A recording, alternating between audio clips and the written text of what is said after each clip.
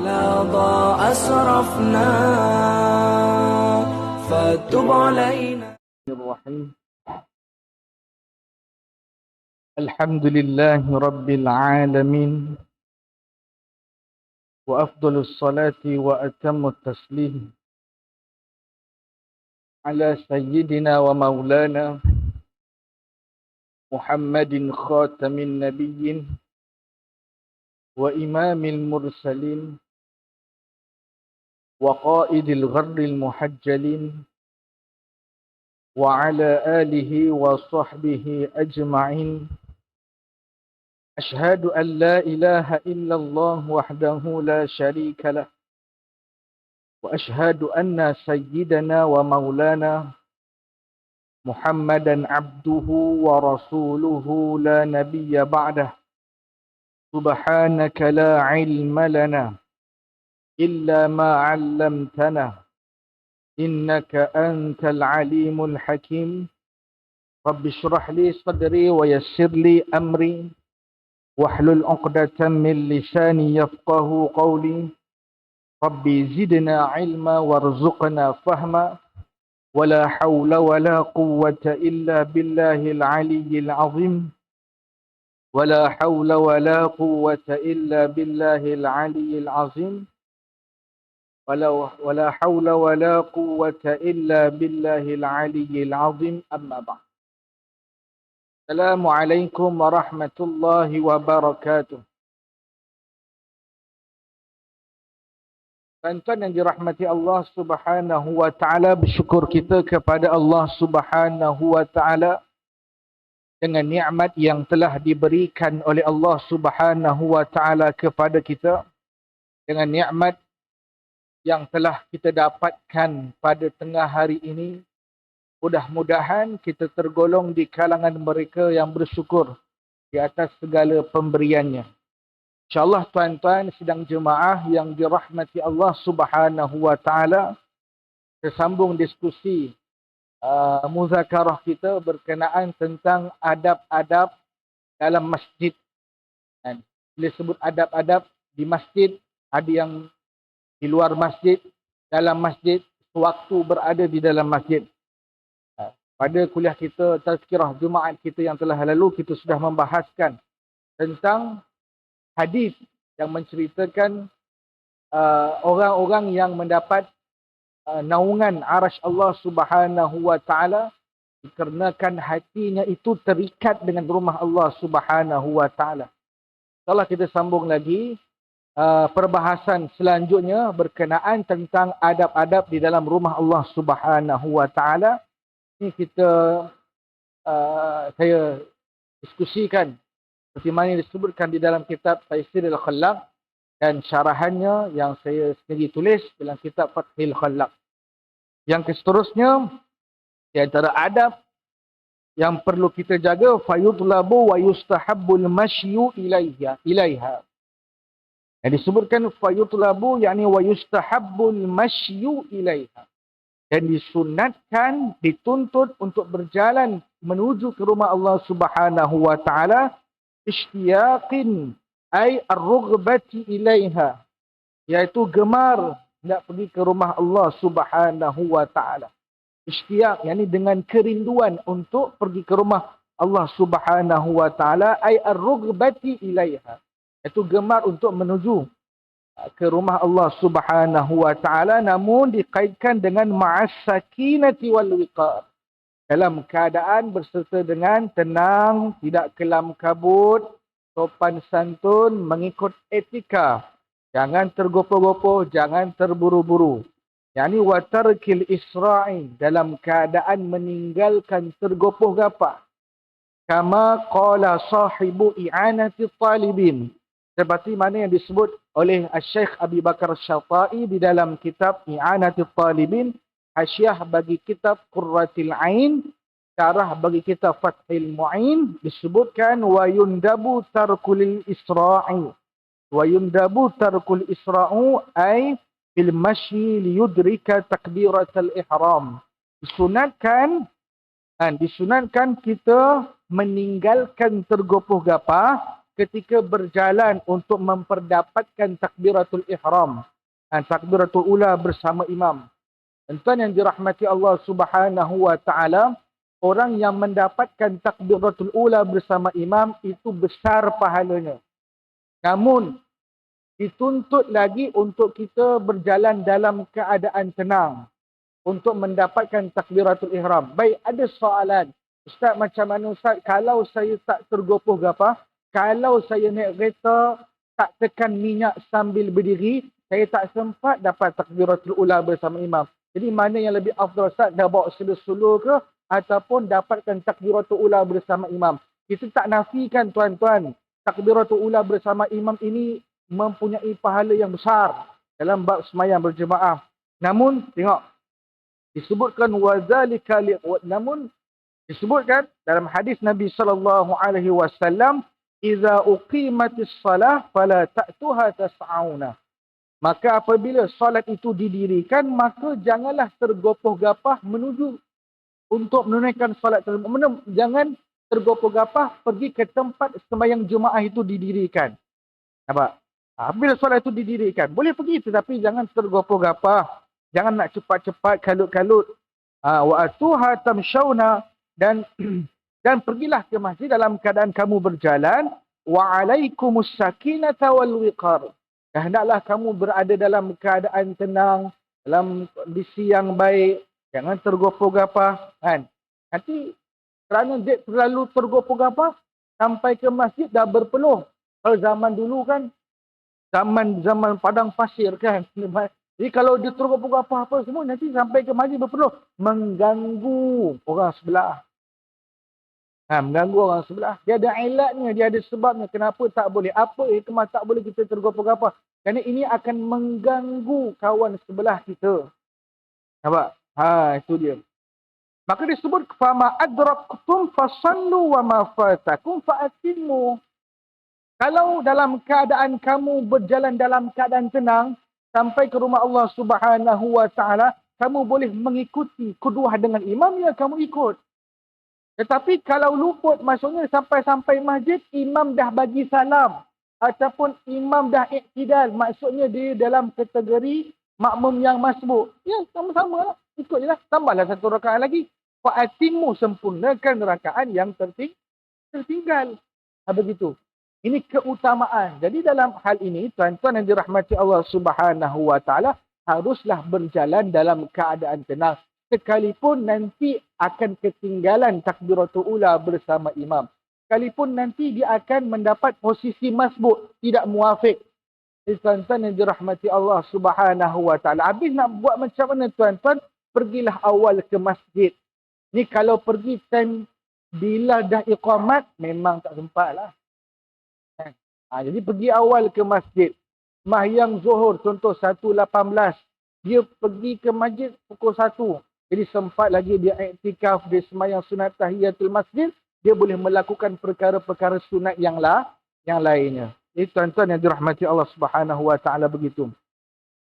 Kemudian wa dukhuluha ay al-masajida bil yumna, taqdimil yumna fi dukhuliha. Dan dituntut untuk masuk ke rumah Allah Subhanahu wa taala itu dengan didahulukan kaki kanan. Bil yumna ay taqdimil yumna fi dukhuliha. Masuk dengan kaki kanan ma'a tanzifin wa tathhiri na'laihi. Berserta dalam keadaan dia membersihkan dua sepatunya, dua slipernya, dua sarung kaki yang dipakainya, wa rijlaihi, dan dua kakinya. Di mana dia bersihkan dua kaki itu? Di dalam masjid ataupun di luar? Kharijaha, di luar masjid. Jadi sebelum masuk masjid tu, kibah dulu kasut tu. Kan, kibah dulu kaki tu. Kalau ada paip, basuh dulu kaki tu. Dan ni kan paip berada di luar masjid, basuh dulu kaki. Sucikan kaki. Kot-kot. Kan, kita kadang-kadang ada terpijak taik cicak ke ataupun kotor apa semua ke, ataupun bekas-bekas nasi, nanti boleh mengotori masjid. Jadi sebelum masuk masjid, basuh kaki dulu. Bersihkan sandal terlebih dahulu. Ataupun sucikan watakhiran. Atau di sini walitakhir lah. Ataupun boleh kita sucikan, tak ada masalah. Betul bersih. Indah dukhuli, ketika masuk ke dalam masjid. Di luar masjid. Ai al-masajid, maksudnya di luar masjid, ataupun dia bersihkan tu di maudhi'a, di tempat maudhi'un yu'addu liwat'in ni'al, ataupun dia bersihkan di satu tempat yang memang disediakan untuk meletak selipar. Kan ada tempat susun selipar tu, bersihkan kat situ sebelum masuk masjid. Baik. Wa qawluhu, dan berdoa. Biddu'a'il ma'thuri wa qawluhu, ay biddu'a'il ma'thuri, dengan doa yang memang ada warisnya daripada Nabi sallallahu alaihi wasallam, inda dukhuli fil masjid, ketika masuk di dalam masjid, baca doa sebelum masuk masjid. Apa doa yang dibaca, yang sepatutnya dibaca? Allahumma ftahli abwaaba rahmatik. Ini doa yang sayuga, yang semestinya, seeloknya kita baca ketika kita masuk masjid. Kenapa? Karena ada hadisnya, ada dalilnya. An Abi Humaid atau an Abi Usaid qala Rasulullah sallallahu alaihi wasallam, ada hadis yang diriwayatkan oleh Abi Humaid ataupun ada hadis yang diriwayatkan oleh Abi Usaid, dan Rasulullah sallallahu alaihi wasallam bersabda, "Idza dakhala ahadukumul masjidah falyaqul Allahumma iftah li abwaaba rahmatik." Dan ketika kamu masuk masjid, Rasulullah kata, apabila salah seorang daripada kalian masuk ke dalam masjid, bacalah doa Allahumma iftah li abwaaba rahmatik. Ya Allah, bukakan bagiku pintu-pintu daripada rahmatmu. Ini adab ketika kita masuk masjid. Wa ada'u salati tahiyatil masjid, dan kita menunaikan salat tahiyatil masjid. Lil khabaril muttafaqi alaihi, karena ada khabar yang diittifaq, yang diriwayatkan, karena ada hadis al muttafaq alaihi, yakni hadis yang diriwayatkan oleh Imam Bukhari dan Imam Muslim. Dan jadi masuk masjid, dirikan tahiyatul masjid, dirikan salat sunat tahiyatul masjid. Kerana ada hadis, idza dakhala ahadukumul masjidah fala yajlis hatta yusalli rak'atain. Dan apabila masuk salah seorang kalian di dalam masjid, bila kalian masuk ke masjid, maka jangan duduk sehingga kalian mengerjakan sembahyang sunat 2 rakaat, yakni sembahyang sunat tahiyatul masjid. Tuan-tuan yang dirahmati Allah Subhanahu wa taala. Baik. Namun ada yang bertanya, bagaimana kalau seseorang guru itu sedang mengajar, dia masuk dalam keadaan guru itu mengajar, contoh kuliah maghrib ke apa semua kan, guru itu mengajar fardu ain. Maka ini ada khilaf di antara para alim ulama, disebutkan boleh duduk, ataupun kalau duduk baca subhanallahi walhamdulillahi wala ilaha illallah wallahu akbar wala haula wala quwata illa billahil azim. 4 kali itu sudah sama menyamai dengan apa? Dengan sembahyang sunat tahiyatul masjid. Boleh buka dalam kitab-kitab yang lain insya-Allah. Baik, cuma saya tak sebut di sinilah. Wa taslim, dan disunatkan memberi salam. Wa tahiyyatu, dan memberi salam, memberi penghormatan, walau khalal masjidu minan nas, sekalipun masjid itu sunyi daripada manusia. Tak ada orang kat dalam masjid. Au yusallin nasu fihi, ataupun ada orang tetapi orang tengah semayang kat dalam masjid. Jadi nak masuk masjid bagi salam. Tapi cara kaedah kita bagi salam tu bagi salam ialah kepada orang yang terdekat dengan kita. Assalamualaikum. Assalamualaikum. Aku mengganggu tashwish di situ dah. Jadi bagi salam walaupun masjid itu tak ada orang. Siapa? Li'annahu, kerana bahawa sesungguhnya la yakhlu ay al-masjidu minal jinni, kerana tidak sunyilah masjid daripada jin, ay al-jinni al-muslim, jin Islam. Kerana tidak sunyilah masjid itu daripada jin, walaupun tak ada orang, tapi ada jin Islam. Fayadhkurullaha ta'ala, maka boleh jadi waktu itu dia sedang berzikir kepada Allah Subhanahu wa ta'ala fi ay fil masjid, di dalam masjid. Wa illam yarahul insanu, sekalipun manusia tak dapat melihat jin. Jadi kalau kita masuk masjid tak ada orang, bagi dia salam.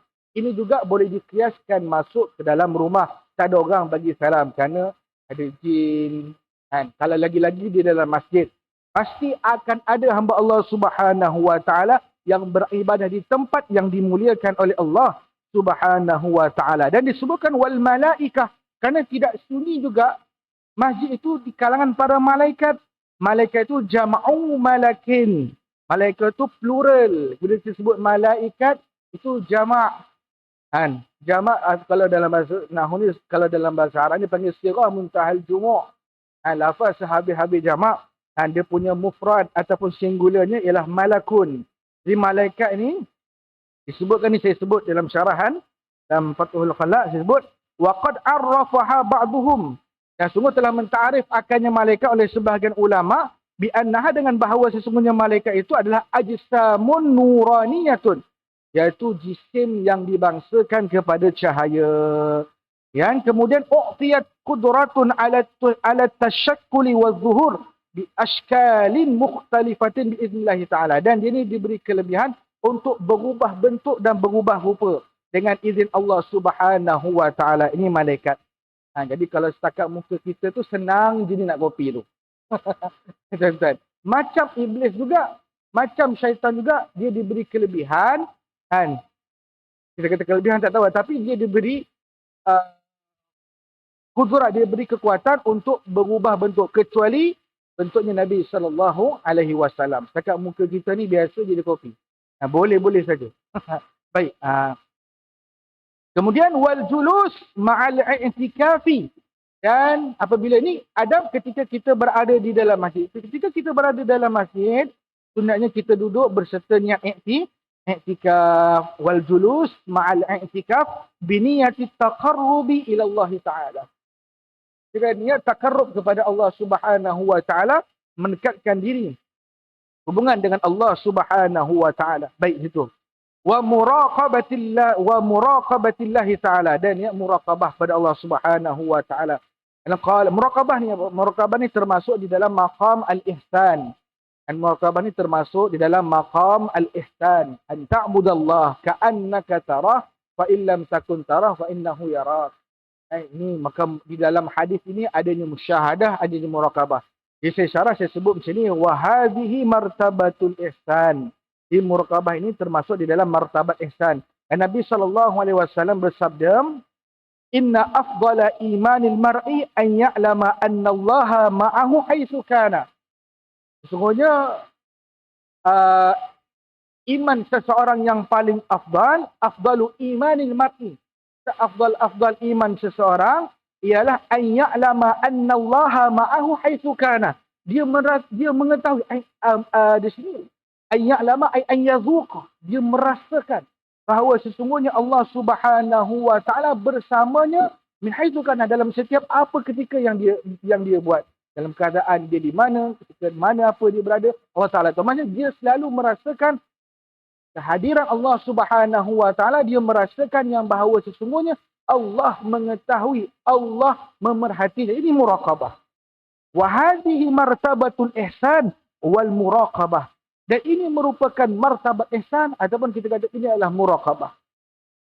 Dan ketika ini, waktu kita berada dalam masjid, sebab tu kita kena fokuskan hati kita, jangan melilau. Disebutkan lagi wal iktsaru min zikrihi, dan ketika mana kita berada di dalam masjid, banyakkan mengingati Allah Subhanahu wa Ta'ala. Min zikrihi ay Allah Ta'ala wa huwa ghidha'un lil arwah wa ta'maninatul qulub. Kerana zikir kepada Allah Subhanahu wa Ta'ala itu makanan bagi roh, dan dia adalah sesuatu yang mengusahakan untuk seseorang mendapat ketenangan jiwa. Dan banyak berzikir ini membantu seseorang itu mendapat ketenangan jiwa. Itu adalah ketenangan jiwa. Seperti mana Allah Subhanahu wa Ta'ala berfirman, allazina amanu wa tatma'innu qulubuhum bidzikrillah, ala bidzikrillah tatma'innul qulub. Apakah tidak kamu tahu dengan mengingati Allah Subhanahu wa Ta'ala hati akan menjadi tenang. Jadi begitu tuan-tuan yang dirahmati Allah Subhanahu wa Ta'ala. Ini ada adab yang perlu ada di dalam masjid. Wa habsun nafsi 'anil syahawat, dan menahan diri daripada syahwat. Wal maqsudu bisyahawati asy-syahawatul muharramatu. Dan dimaksudkan dengan syahwat di sini adalah syahwat yang diharamkan, tuan-tuan yang dirahmati Allah Subhanahu wa Ta'ala. Jadi sepatutnya fokus kita waktu kita berada di dalam rumah Allah Subhanahu wa Ta'ala ialah menahan diri daripada menyempiaskan syahwat yang diharamkan oleh Allah Subhanahu. Syahwat-syahwat yang diharamkanlah, syahwat yang terdorong oleh ittiba'i hawa nafsu, dengan mengikut hawa nafsu. Tuan-tuan yang dirahmati Allah Subhanahu wa Ta'ala. Dan wajtinabul khusumah, dan menjauhi persengketaan, permusuhan di dalam masjid. Ha. Kerana waqala Hasan Abu Ashbal Az-Zuhairi fi kitabih, kerana telah berkata Hasan Abu Ashbal Az-Zuhairi dalam kitabnya An Ibn Abbas qala amarallahu al-mu'minina, ini Allah Taala memerintahkan orang yang beriman bil jama'ati, dengan berjamaah, wa nahahum 'anil ikhtilafi wal firqah wa akbarahum bima ahlaka man kana qablahum. Allah Subhanahu wa Taala melarang kita daripada bermusuh-musuhan, daripada perpecahan, dan Allah Taala menceritakan tentang manusia-manusia yang dibinasakan dengan sebab mereka itu berpecah. Dan disebutkan wa amman yani as-sababul ladzi bihi halaka man kana qablahum. Yani Allah Taala menceritakan tentang manusia-manusia umat yang terdahulu, mereka itu dibinasakan oleh Allah Subhanahu wa Taala kerana mereka itu berpecah belah. Wa ammal khusumatu fi baitillah ta'ala fahiya min su'il adabi ma'allah ta'ala. Dan adapun menciptakan perseteruan, permusuhan di dalam rumah Allah Subhanahu wa Ta'ala itu sebahagian daripada su'il adab, sebahagian daripada buruknya adab kepada Allah Subhanahu wa Ta'ala. Dan wa an la yantaqila ay ahadukum min makanihi alladhi jalasa wa thabata fihi illa li hajah. Dan bahawa dia tidak berpindah-pindah ketika mana dia sudah duduk di dalam masjid, jangan berpindah-pindah. Duduk tetap istiqamah. Mana tetap duduk di dalam masjid, jangan pindah sana, pindah sini kan. Kerana ini akan mengacaukan hati. Dan illa li hajatin, melainkan kerana ada hajat nahwil baul wal ghair fala ba'san. Maka kalau ada hajat, seperti nak kencing, nak terberak, ini kalau tahan-tahan lagi kan tercicir kan, bolehlah. Dan kita tandasan. Jangan ditahan-tahan sangat. Kan? Nak kencing ke nak berak ke tak apalah. Itu ada pada hajat.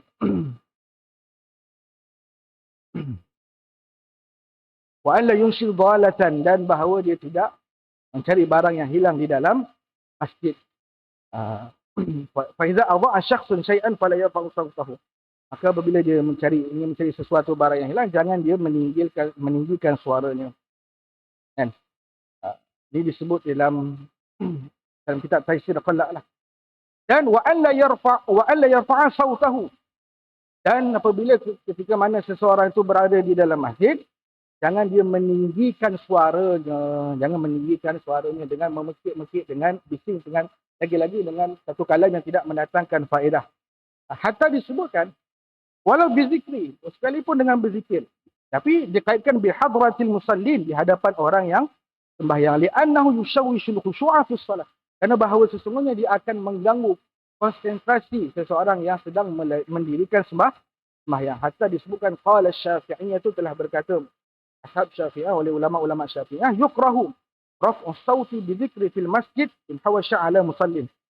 Dimakruhkan meninggikan suara walaupun dengan berzikir di dalam masjid,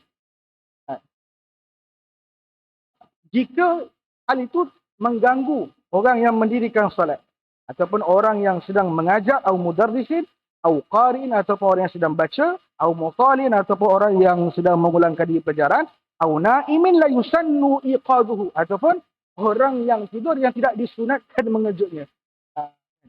Jadi begitulah. Wa illa farrakaraha. Jadi hendaknya sebab mengganggu, tashwish. Tapi kalau tak mengganggu apa semua, maka hilanglah kemakruhannya itu. Hilanglah kemakruhannya itu. Tuan-tuan yang dirahmati Allah Subhanahu wa Ta'ala, saya rasa cukup setakat ini sajalah perkongsian kita yang saya kupas di dalam kitab Taisirul Qalaq, dan saya syarah di dalam kitab Fathul Qalaq di syarhi Taisirul Qalaq. Jadi tuan-tuan yang dirahmati Allah Subhanahu wa Ta'ala, mudah-mudahan Allah Ta'ala rahmati kita. Dan tuan-tuan, sebelum terlambat, jadi saya menjemputlah tuan-tuan insya-Allah pada hari Ahad ni. Pada hari Ahad ni insya-Allah tuan-tuan saya jemput ke Pondok Bustanul Arifin, kerana kita menyambut majlis ulang tahun pondok di sana. Jadi saya sebagai wakil daripada mudir Pondok Bustanul Arifin yang diasaskan oleh almarhum Ustaz Haji Ahmad Ansari, saya jemput tuan-tuan ke sana insya-Allah kalau ada waktu lapang. Waktu lapanglah pada hari Ahad ni jam 11.30 pagi insya-Allah. Jadi cukup setakat ini saja. Hadanallahu wa iyyakum ajma'in. Aqulu qawli hadza wa astaghfirullahal azim li wa lakum. Assalamualaikum warahmatullahi wabarakatuh.